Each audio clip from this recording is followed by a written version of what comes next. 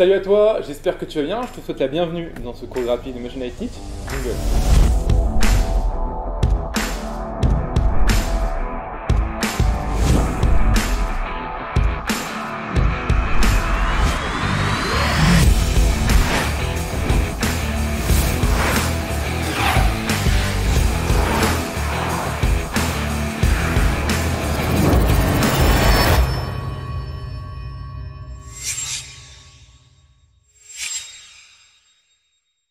Allez, on y va aujourd'hui, on va voir un truc vraiment important parce que je vois beaucoup de mes élèves et puis aussi des gens qui suivent les cours gratuits qui, qui font de la 3D mais qui n'ont pas les bases, vraiment les bases fondamentales pour démarrer sur Maya et qui fait qu'ils font beaucoup de choses qui sont incohérentes et donc on va voir ça aujourd'hui.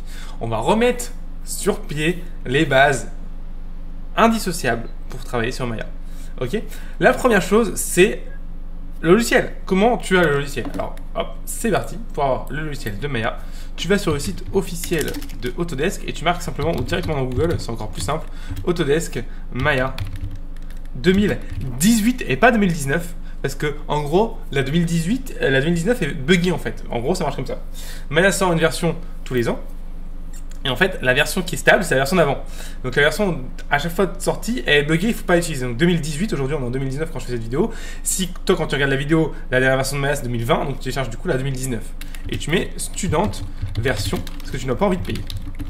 Et tu as le droit à une version de 3 ans gratuite. Tu cliques ici, tu crées un compte, machin, bref. Hop, 2018 bien sûr. Hop, donc tu fais Windows et tu télécharges, on est heureux. Alors, le problème c'est qu'en faisant ça, en fait, tu as toujours une version buggée de Maya. Parce qu'en fait, tu as la première version de Maya 2018 sans les updates qui ont fait que c'est plus buggé.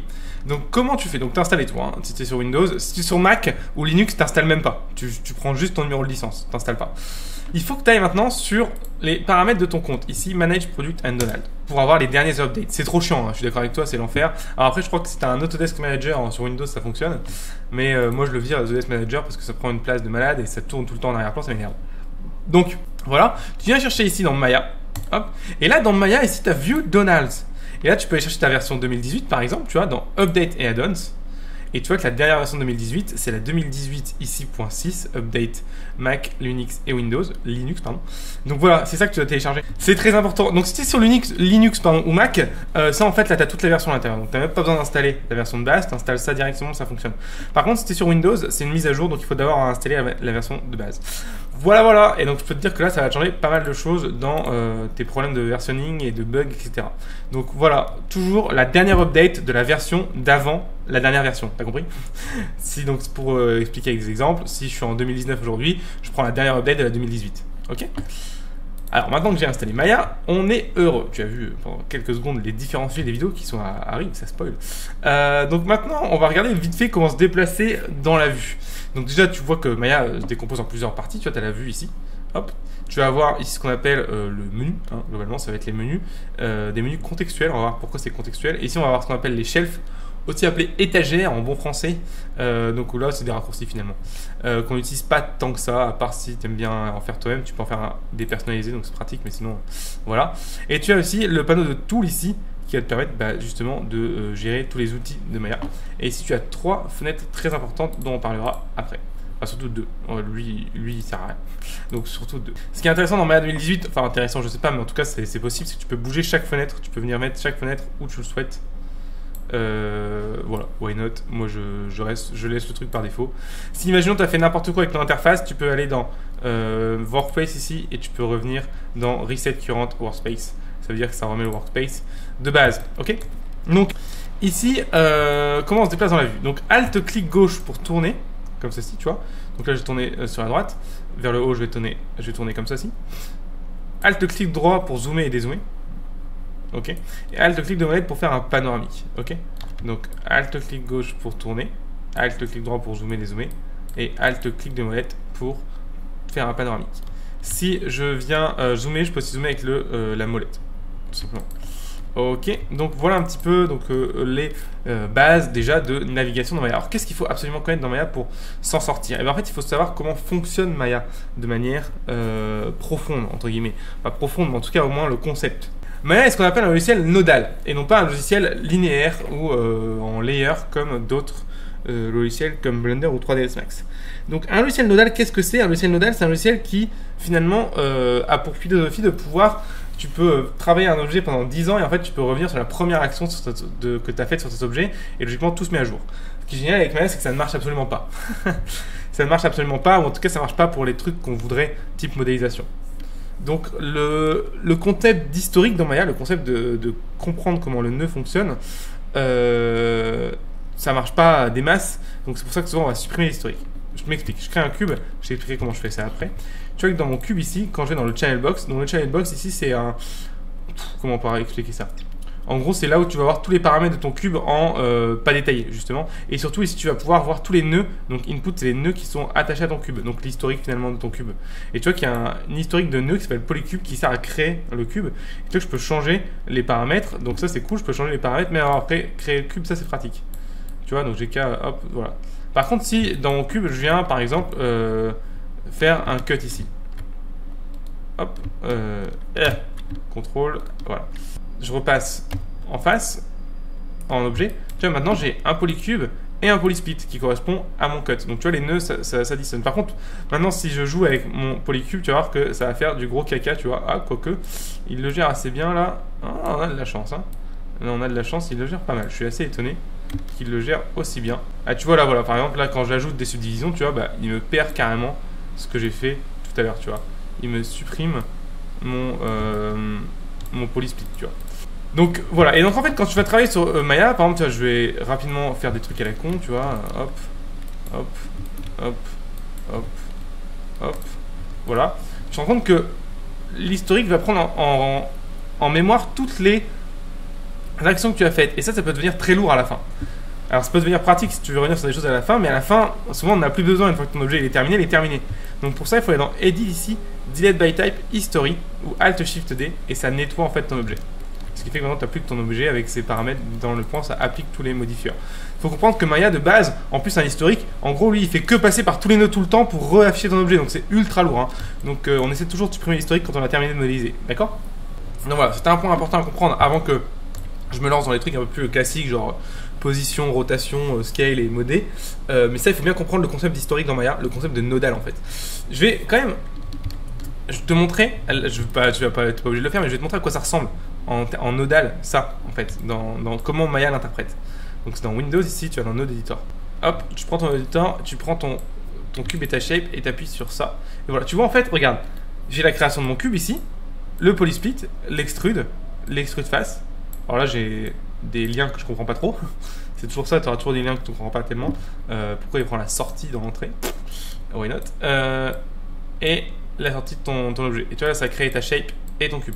Alors, je vais prendre 30 secondes pour parler de la shape et de l'objet, pour bien comprendre aussi. Dans Maya et dans tous les autres logiciels, d'ailleurs, tu as 2 objets par objet.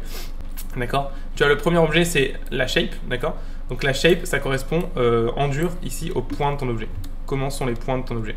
Donc, la shape, c'est vraiment c'est une forme, quoi. C'est la forme de ton objet. Donc, les points, en tant que tel, en dur, où est-ce qu'ils sont dans ton espace. Et tu as un deuxième objet, ici, hop, qu'on appelle le polycube. Donc tu as polycube et polycube shape. Si j'ouvre mon outliner pour te montrer, Windows outliner, l'outliner ça correspond à un petit peu une liste en arbre qui te permet de voir tout ce que tu as dans sa scène, c'est très pratique. Et si je vais ici dans display et je coche shape, bah, tu vois que la shape est dans mon cube, tu vois. Donc mon cube c'est ça, ici, et la shape c'est ça, ici. Donc tu vois, c'est quoi la différence entre les deux? La shape, comme je disais, c'est la forme de ton objet, c'est les points en tant que tel, alors que le cube, en fait, c'est sa position dans l'espace, tu vois. Regarde, quand je prends ma shape, tu vois, j'ai pas d'infos ici. Alors que quand je prends mon cube, tu vois, j'ai les positions, j'ai les informations de translate, tu vois, de Z, etc., tu vois. Tout ça, c'est des informations qui sont contenues par l'espace objet en tant que tel. Donc l'espace objet, c'est ce truc là au-dessus que tu as. Et la shape ici, elle n'a pas bougé en fait. C'est l'espace objet qui a transformé ici mon objet. Ok? Donc bien important à comprendre, je répète une dernière fois. La shape, c'est l'objet en tant que tel, alors que l'espace objet, c'est ce qui contrôle l'objet en translation, rotation, scale. Donc en gros, ce qui me permet de le déplacer et de le déformer. L'espace objet en tant que tel, c'est juste un truc vide en fait dans lequel tu as la shape. D'accord? Très important de comprendre ça, sinon tu vas vraiment péter des câbles. Et donc pour afficher des shapes dans ton outliner, si tu ne le vois pas, c'est display et shape ici. Excuse-moi si je parle un peu vite, je vais essayer de ralentir un petit peu le débit. Donc voilà un petit peu pour tout ce qui est voilà, basique, comprendre comment fonctionnent les objets dans Maya. Donc bien comprendre qu'un objet dans Maya, c'est un historique. Et aussi comprendre qu'un objet dans Maya, c'est aussi un espace objet et une shape. D'accord? Donc ça, très important à comprendre, c'est la base indispensable avant de faire quoi que ce soit dans Maya. Ok? Allez, je vais supprimer l'historique de mon objet. Et maintenant, on va commencer à parler un petit peu de déplacement, voilà, des outils ici principaux. Si tu as l'outil de sélection qui va te permettre de sélectionner au clic gauche tes objets, tu vois, je peux venir cliquer dans le vide pour tout désélectionner. Je peux aussi appuyer sur CTRL-SHIFT-A, je crois, pour tout sélectionner. Ouais, CTRL-SHIFT-A, ça sélectionne toute ta scène. Tu as ici la sélection au lasso. Bon, je passe vite dessus parce que c'est vraiment rien d'incroyable. Alors, je peux venir faire rien, ça ajoute. CTRL, ça enlève. CTRL-SHIFT, ça ajoute. Et Shift, ça intersectionne. Donc, je m'explique. Je vais faire plusieurs objets pour te montrer. Et là, ce que j'explique là, c'est valable pour n'importe quel mode de sélection. Donc, si je fais rien, bah, ça prend ce qu'il y a dans le lasso. Si je fais CTRL, ça enlève ce qu'il y a dans le lasso. Si je fais CTRL-SHIFT, ça ajoute, même si c'est déjà ajouté. Si je fais SHIFT, par contre, ça intersectionne. Donc, ce qui est ajouté va devenir désélectionné et ce qui est sélectionné va devenir sélectionné. Donc, ça inverse. D'accord? Voilà un petit peu. Je répète une dernière fois. Rien, ça sélectionne. CTRL, ça désélectionne. CTRL-SHIFT, ça ajoute à la sélection. Shift, ça inverse la sélection dans le morceau. Ok? Très intéressant. Tu peux aussi inverser tes sélections. Donc, par exemple, si je veux inverser mes sélections en faisant CTRL-SHIFT-I, ça inverse ta sélection. CTRL-SHIFT-I, ça inverse ta sélection. C'est bien pratique aussi. Alors, passons maintenant à cet outil-là, donc de Translate. Pour accéder à notre outil de Translate, il faut appuyer sur W de ton pavé numérique ou cliquer ici. Ça te permet de déplacer ton objet ici sur chaque axe, tu vois. Tu vois aussi que ça va mettre des valeurs sur ces axes à lui. Et gérer, ici tu peux gérer sur deux axes en même temps si tu le souhaites. Alors tu peux accéder aux options de cet outil-là, d'ailleurs des options sur tous les outils, en double-cliquant dessus. En double-cliquant dessus, ça t'ouvre une petite fenêtre ici qui va te permettre de gérer les options de cet outil directement. Ici, tu vois qu'en fait, ce qui est important, je ne vais pas tout faire hein, parce que c'est très compliqué, c'est assez long, c'est pas compliqué mais c'est long, je pourrais t'inviter à tester. Mais ce que je vais t'inviter à regarder, c'est surtout ça là, l'axis orientation. World, c'est-à-dire que là, mes axes de déplacement sont en fonction du monde. Et en fait, si je les mets par rapport à l'objet, par exemple, en fait, ils vont se déplacer, tu vois. Par exemple, si je tourne mon objet, hop, et je le passe maintenant en W, tu vois que mes axes sont mis par rapport à mon objet. Et ça, c'est très intéressant pour mieux travailler, tu vois. Donc voilà, regarde, si je passe en World maintenant, hop, tu vois.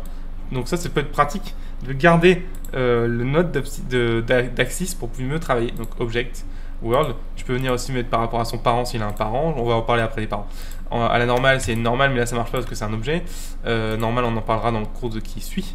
Et puis voilà, je te laisserai essayer. Tu peux même faire custom. Alors custom, je sais pas trop comment on gère ça. Ah, bah, je crois que c'est à toi d'écrire là les valeurs, je crois. Oui, voilà, ok, c'est toi qui écris les valeurs là.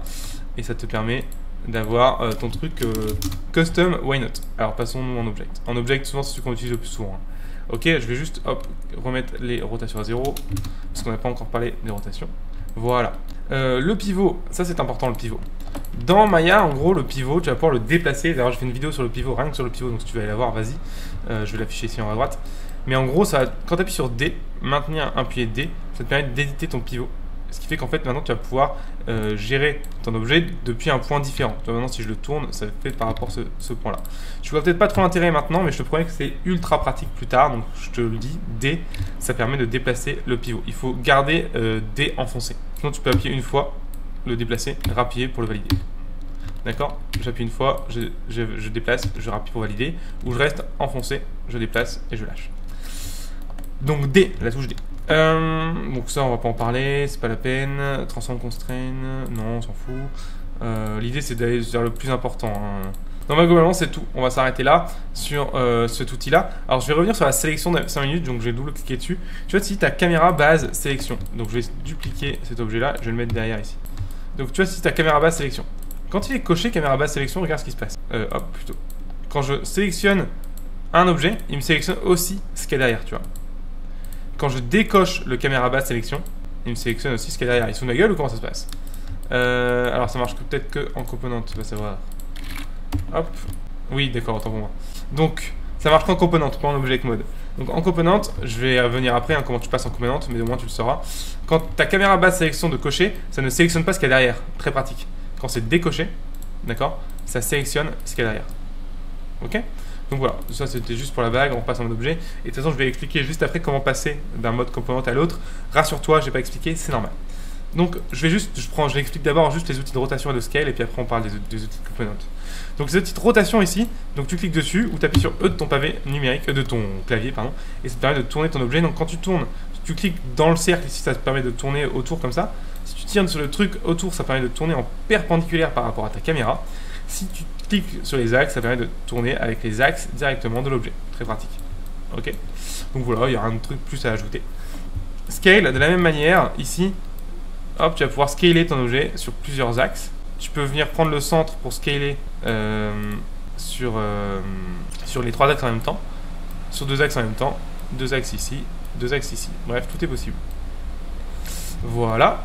Alors, donc on a pu voir, il y a aussi des options dans les pivots, ici, hop, pardon. Tu peux par exemple venir ici, changer aussi le pivot, etc. Donc les mêmes options sont valables pour la rotation et le scale que pour le translate. Alors ce qui est intéressant, c'est qu'en fait dans Maya, il y a un petit raccourci qui est assez sympa, c'est le clic du milieu de la souris. Tu vois, quand je clique sur un truc ici, ici et ici, ça devient jaune, tu vois. En fait, ce qui est jaune, peu importe où je clique dans la vue, si j'utilise le clic milieu de la souris, ça va l'utiliser en fait. Ça, c'est ultra pratique pour travailler rapidement. Par exemple, si pareil, tu as un gizmo qui est trop petit et c'est pas pratique ici, bah, tu peux sélectionner et faire avec le clic de milieu de la souris plus loin.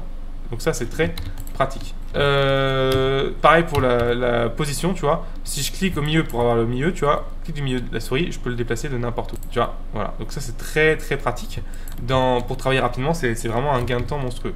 Tu vois. Franchement, moi, j'utilise tout le temps et je pense que tous ceux qui bossent bien sur Maya l'utilisent. Ce qui est aussi intéressant, et ben c'est le mode component. Alors, on a vu pour l'instant le mode objet. Donc là, toutes les transformations, les actions qu'on a faites, elles se sont exécutées sur cet objet-là. Mais moi, j'aimerais pouvoir exécuter des choses sur la shape, sur les points en tant que tel. Pour ça, il faut passer en mode composant de l'objet. Donc sous component. Pour passer en mode sous component, c'est clic droit ici. Et ici, tu viens choper, tu as trois solutions. Tu as face, edge, vertex. Donc on va commencer par vertex parce que c'est le plus logique. Vertex, c'est des points, simplement. Hein, ça veut dire point en anglais. Et tu vois que maintenant, tu peux déplacer les points de ton objet de la même manière que tu déplaçais ton objet finalement tout à l'heure. Tous les raccourcis que je t'ai expliqué tout à l'heure fonctionnent aussi. D'accord? Donc voilà, tu peux venir déformer ton objet sans problème. Donc ça, c'est quand même bien pratique. Pour pouvoir modéliser ton objet, évidemment. Tu peux passer ici en clic droit. Donc en gros, il faut rester appuyé, clic droit et tu vas vers le haut. Pour passer en edge, c'est un mode de raccourci de Maya un peu spécial, je vais les expliquer après. Donc ici, hop, je peux prendre mon edge par exemple, hop, voilà, tac, je peux faire shift pour en prendre plusieurs, contrôle pour désélectionner, bref, ça marche comme le lasso tout à l'heure, et je peux venir faire un shift, double clic pour venir prendre une loupe, tu vois, shift, double clic, ça prend la loupe du début à la fin. Si je prends seulement celle de la côté et que je fais un double clic, ça prend l'entièreté de la loupe, tu vois, donc par exemple, je peux faire ça si je veux, hop, tac, pourquoi pas. Voilà. Passons maintenant en face, ici, en face, donc je vais vers le bas, ici, clic droit vers le bas, tac, et là pareil, bah, je peux faire ce que je veux, hop, je peux toujours faire le shift double clic, donc si ça fait une ligne, ça fait une ligne, si tu prends une autre face de la machin, ça prend la shape entière, et si tu prends l'entièreté, ici ça va prendre la loupe, voilà, donc si t'es à côté, et là pareil, je peux très bien scaler ceci, hop là, voilà. Pour revenir en mode object, ici tu vois je suis en face, je viens glisser en haut à droite ici, vers le mode object. Avec le clic droit toujours de ta souris. Élément très important, comment fonctionnent les raccourcis dans Maya? Et bien en fait, Maya est un logiciel un petit peu bâtard dans le sens où c'est un des seuls logiciels que je connais, je pense, peut-être avec 3ds Max, je sais pas, qui utilise que très peu les raccourcis clavier. En fait, là, ce que je t'ai montré en raccourci clavier, c'est presque tout ce qu'il y a dans Maya en fait. Il y en a encore quelques-uns d'autres, mais c'est tout. Maya fonctionne principalement sur des raccourcis de cliquer-glisser de souris. Là, tu me dis, mais what the fuck que c'est que ça? Je t'explique, t'inquiète, c'est pas très compliqué. En gros, pour faire une action dans Maya, tu vas faire une combinaison de touches sur ton clavier et un cliquet de souris, et ça va faire un truc. En fonction de où est-ce que tu es dans ta scène ou que sais-je, ça va t'afficher différents menus. Par exemple, si j'appuie sur clic droit ici, tu vois, bah, ça va m'afficher ici tous les modes d'affichage des sous-composants.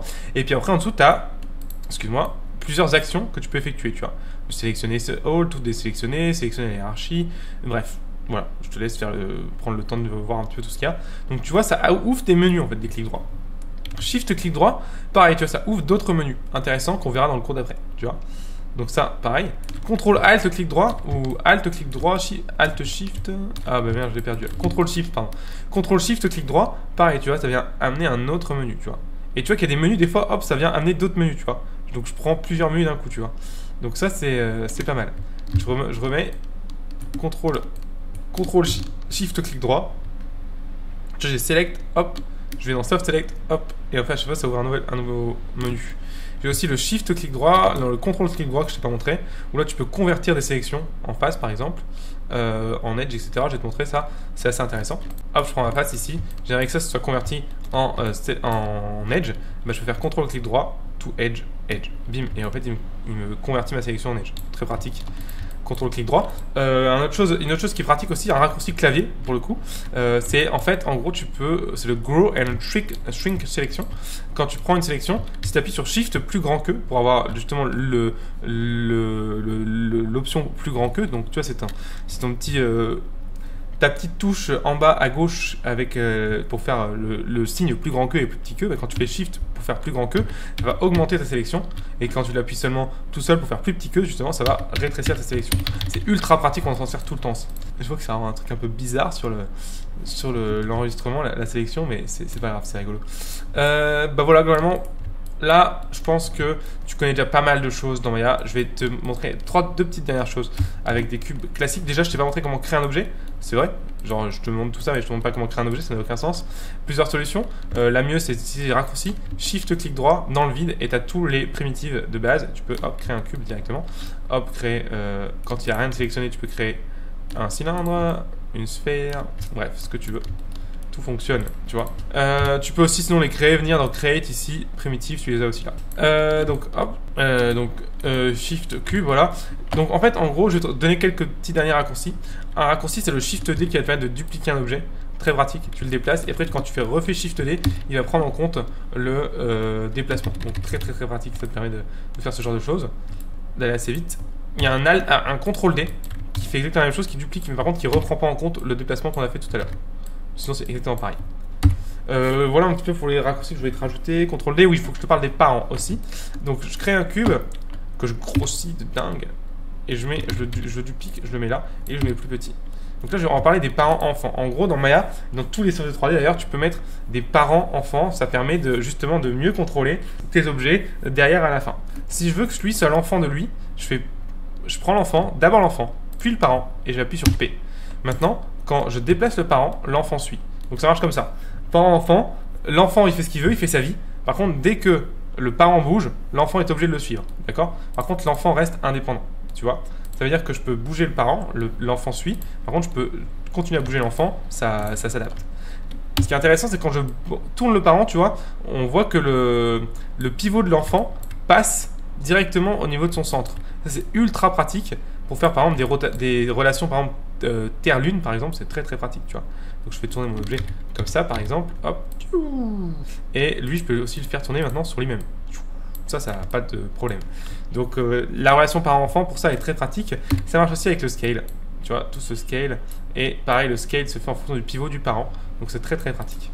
Si tu veux supprimer une parenté, il suffit de prendre ton objet ici et de venir le glisser en dehors avec le clic de molette. Donc tu prends le clic de molette et tu le mets dehors. Ton objet est déparenté. Sinon, si tu veux le laisser, tu peux le faire avec les raccourcis clavier, c'est Alt P. C'est pas Alt P, autant pour moi, c'est Shift P, désolé, pour déparenter ton objet. Tiens, je viens de me rendre compte d'un truc que je ne connaissais pas dans Maya. Excellent. C'est Alt P justement, ça te permet de passer en vue de perspective. Par contre c'est locké, donc c'est un petit peu de la merde. Donc voilà, tu peux regarder un petit peu ta vue, ça casse les perspectives. Oh, c'est un petit peu nul, hein, ça sert pas à grand chose. Voilà, donc là on a vu pas mal de choses dans Maya. Pour moi c'est l'indispensable minimum pour espérer travailler sur le logiciel. Donc si t'as pas tout compris, je t'invite à regarder une deuxième fois tranquillement. Et puis pourquoi pas à poser des questions dans les commentaires. Moi voilà, c'est l'indispensable minimum. On se retrouve pour le cours d'après où je vais te parler un petit peu de la modélisation. À tout à l'heure. Enfin, plutôt dans une semaine pour toi. Salut.